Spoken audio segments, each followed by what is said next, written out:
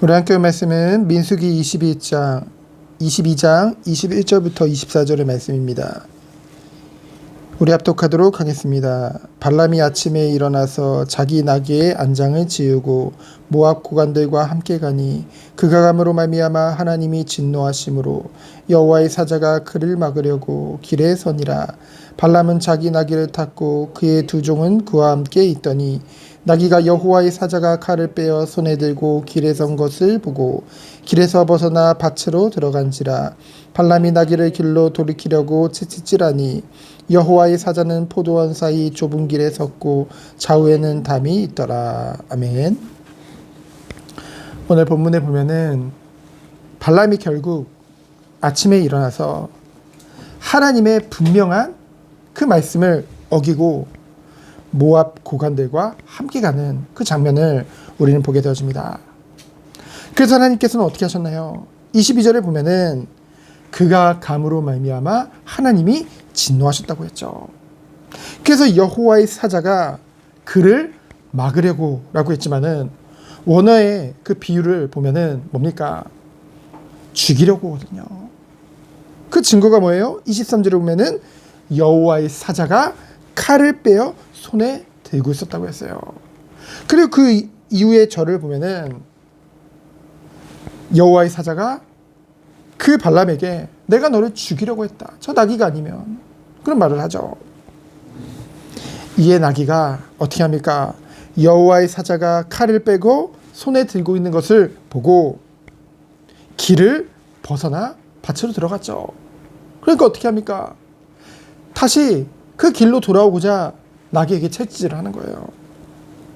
24절에 보면은 여호와의 사자가 좁은 길에 그 좌우에 담이 있다고 했죠. 한마디로 피하거나 벗어날 수 없는 그곳에 위치하고 있었다는 것입니다. 그래서 어떻게 했어요? 나귀는 보이니까요. 그 여호와의 사자가 보이니까 그 여호와의 사자를 피하려고 담 쪽으로 붙게 된 거죠. 그러니 그 담과 그 나귀 사이에 발람의 그 다리가 낀 거예요. 그 얼마나 아프겠습니까? 그러니까 또 채찍질하는 거예요. 결국은 안 되겠다 싶으니까 나귀가 어떻게 했습니까? 그 자리에 주저앉고 말죠. 그러니까 어떻게 해요? 또 왜 그런지도 모르고 그 나귀를 채찍질하고 지팡이로 때리기까지 합니다. 여러분, 이 발람이 누굽니까? 신접한 자거든요. 귀신 들린 자입니다. 한마디로 그 시대 최고로 신통한 자예요. 지금의 무당이나 무속인이죠. 근데요, 보통 사람보다 영안이 밝아야 될 그 발람이요, 미물인 나귀보다도 더 영적으로 어두운, 영적으로 소경된 그런 모습을 우리가 보게 되어지죠. 그 이유가 무엇이겠습니까? 첫 번째로 하나님의 말씀을 이 시대에도 곡해할 수밖에 없는 이유는 무엇입니까? 하나님의 말씀에 진정 담긴 하나님의 뜻을 무시하고 왜 자의적으로 해석을 하고 자기 좋을 대로 그것을 적용할까요? 그 이유가 무엇일까요? 성경 66권에는 수많은 말씀들이 있습니다. 특별히 원어가 아니다 보니 우리가 원어로 읽을 수가 없잖아요. 히브리어나 헬라어로. 그러다 보니까 번역본을 보통 보죠. 그러다 보니 물론 성경은 모호하지만은 뜻이 조금은 헷갈리고 여러 가지로 해석될 만한 그런 말씀들이 많다는 것이죠. 특히나 여러 비유나 계시나 예언들은요, 여러 가지로 그것을 해석함에 있어서 위험성을 가지고 있다는 것이죠. 결국 우리는 무엇을 중심으로 성경을 보고 해석해야 될까요?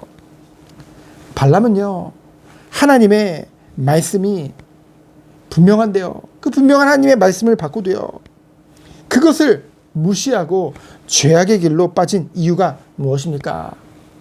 결국은 그에게 마음에 담긴 것이 그 마음의 욕심, 자기 욕심, 그 탐욕에 빠져서 그것을 합리화하는데 하나님의 말씀을 이용했다는 것이죠.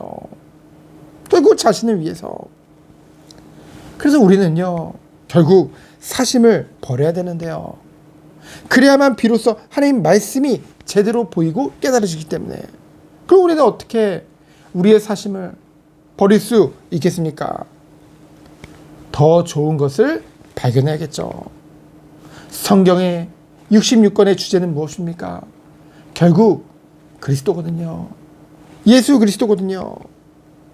그리스도 안에서 우리에게 베풀어 주신 그 은혜와 내게 주신 그 사랑, 그리고 또한 하나님이 우리에게 명령하신 것, 우리가 그것을요 깊이 깨달으면 깨달을수록, 근데요 어떻게 그것을 깨닫나요?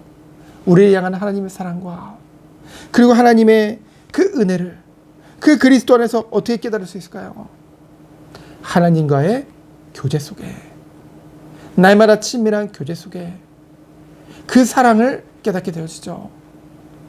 그 사랑을 깨달을 때 우리가요 하나님 앞에 기쁨으로 순종할 수 있는 거예요. 말씀 앞에 순종할 수 있다는 것이죠. 우리의 모든 동기, 숨은 욕심, 그 모든 것들을 다 내려놓을 수밖에 없는 완전하신 그 사랑을 하나님이 우리에게 베풀어 주신 줄 믿습니다. 그래서 두 번째로 뭡니까? 우리는요 피할 수 없는 그런 하나님의 놀라우신 계획과 뜻 가운데 있다는 것이죠. 아무리 자기 욕심에 탐욕에 이끌려 하나님의 정하신 길을 벗어난 발람이라 할지라도 기다리고 있는 것은 무엇입니까? 피할 수 없는 하나님의 심판이 기다리고 있었죠. 하나님의 사자가 24절의 좁은 길, 좌우에 담으로 막힌 피할 수 없는 길에서 기다리고 있었습니다. 하나님께서는요 하나님의 구속의 역사를 지금도 이루고 계십니다. 그리스도를 통해 구원받은 나의 삶이 이 안에 있다는 것이죠. 여러분, 하나님은 불변하신 하나님이에요. 영원하신 하나님이십니다. 그러나 우리는 연약하죠. 그럼 누가 변해야 되겠습니까? 우리가 변화되어져야겠죠. 그리스도 안에서 날마다 거룩하게 성화되어져야겠죠. 그 방법이 무엇입니까? 하나님을 닮아가는 거예요. 예수님을 닮아가는 겁니다. 무엇을 위해서요? 그 발람 앞에 그 하나님의 심판이 기다리고 있었죠. 성도에게는 마지막 때에 우리 또한 주님 앞에 서게 되어집니다. 그때 부끄러운 구원이 아니라 정말 주 앞에 칭찬받는 그 은혜가 있기를 축원드립니다. 우리는 오늘 하루를 살아감에 있어서도 천국 소망을 가지고 살아가고 있잖아요. 여러분, 천국이 어떤 곳입니까? 여러분, 천국을 어떻게 그리고 있어요? 불신자들은요, 저기 제가요 예전에 청소년 때 절에 들어가서요, 절에 다녔다는 게 아니라 그냥 어떤 기회가 있어서 절에 들어가서 그 승려와 좀 얘기할 시간이 있었어요. 그들이 말하는 극락이요, 우리가 생각했던 것과 완전히 다르더라고요. 저 모슬렘들 보세요. 저 이슬람들이 꿈꾸는 천국은 어떤 모습입니까? 아주 미녀들을 다 데리고, 그쵸? 그 안에서 육신의 그 만족을 꿈꾸는, 그게 바로 천국이고 극락이에요. 그러나 우리가 죽어서 마지막에 부활의 몸을 입고 영원히 살아갈 그 천국은 어떤 곳이나요? 하나님 앞에 날마다 경배와 찬양과 예배가 있는 곳이죠. 우리가 이 땅에 사는 동안 이 하나님께 드리는 예배가 지겹다고 한다면은 천국 가서도요, 여러분, 지겨운 거예요, 어찌 보면은. 그쵸? 왜요? 천국에서는 날마다 하나님 앞에 예배드리고 경배하는 게 모든 것일 텐데요. 그래서 우리는요, 영원한 천국의 삶을 준비하는 것, 그것이 바로 오늘인 줄 믿습니다. 그래서 세 번째로 뭡니까? 영적인 소경이 된 발람이죠. 자신이 정말로 빠진 그 탐욕으로 인해서 보지 못했던 거예요. 하나님은 질서의 하나님이잖아요. 근데요, 그 질서와 균형이 무너진 발람이라는 거죠. 자기 욕심에 매여서요. 나기보다도요 영적인 눈이 어두웠어요.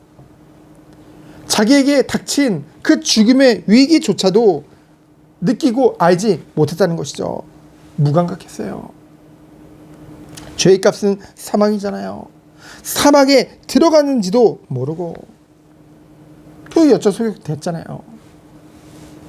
그래서 오늘 말씀이 주는 이 아침에 주는 말씀의 결론은 무엇입니까? 나는 오늘 무엇을 꿈꾸고 무엇 때문에 오늘 하루를 살고 있나요? 그것을 점검해 보기 축원드립니다. 저와 오늘도 철야 기도회를 통해서 나를 주님 앞에 드릴 수밖에 없는, 순종할 수밖에 없는 그 말씀 앞으로, 은혜 앞으로 나아가는 우리 모든 성도님 되어지기를 예수 그리스도 이름으로 축원드립니다. 시간 기도합니다. 하나님 감사합니다. 완전하시고 모든 것 되시는 주님만을 바라보는 하루 되도록 주께서 축복하여 주옵소서. 오늘 하루도 정말 우리가 무엇 때문에 살아가고 무엇을 위해 살아가는지를 다시 한번 점검하는 이 아침자도 주께서 축복하여 주옵소서. 살아계신 예수 그리스도의 이름으로 기도합니다. 아멘. 감사합니다. 오늘도 주님 앞에 기쁘게 만드는 자 시간 내어주시도록 축복하여